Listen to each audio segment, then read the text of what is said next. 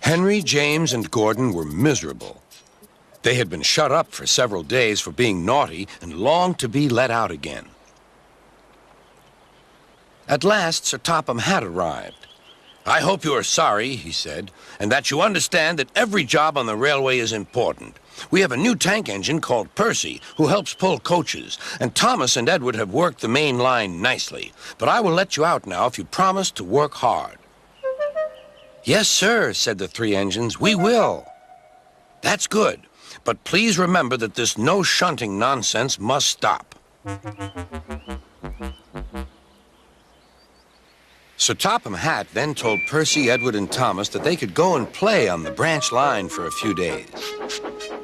And they ran off happily to find Annie and Clarabelle at the junction. The two coaches were very pleased to see Thomas again. Edward and Percy played with the freight cars. "Stop, stop, stop," screamed the cars as they were pushed into their proper sidings. But the two engines laughed and went on shunting till the cars were tidily arranged.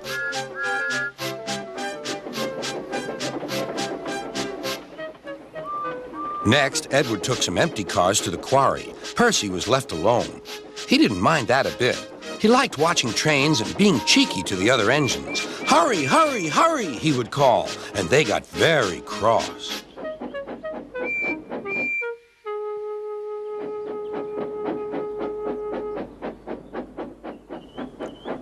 After a great deal of shunting, Percy was waiting for the signalman to set the switch so he could get back to the yard. Percy was being rather careless and not paying attention. Edward had warned Percy, "Be careful on the main line. Whistle to the signalman that you are there." But Percy didn't remember to whistle, and so the busy signalman forgot him. Percy waited and waited. The switch was still against him, so he couldn't move. Then he looked along the main line. "Beep, beep!" he whistled in horror, for rushing straight toward him was Gordon with the express. "Oh!" groaned Gordon. "Get out of my way!"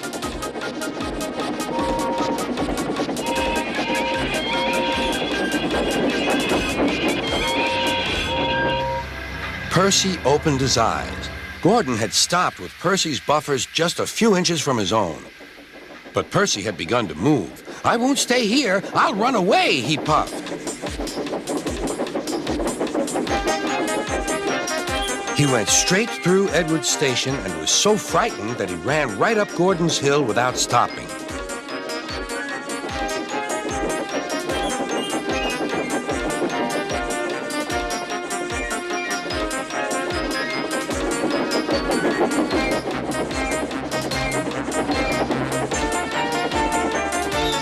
After that, he was tired, but he couldn't stop. He had no driver to shut off steam and apply the brakes.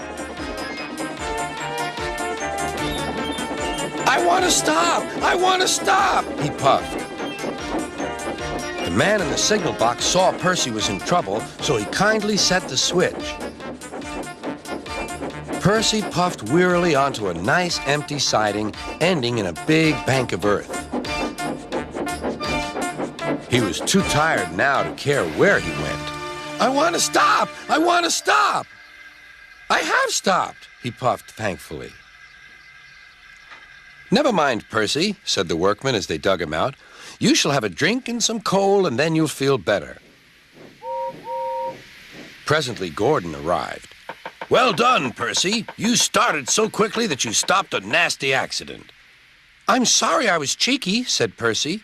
"You were clever to stop," replied Gordon. Then Gordon helped pull Percy out from the bank. The two engines are now good friends, but Percy is always most careful when he goes out on the main line.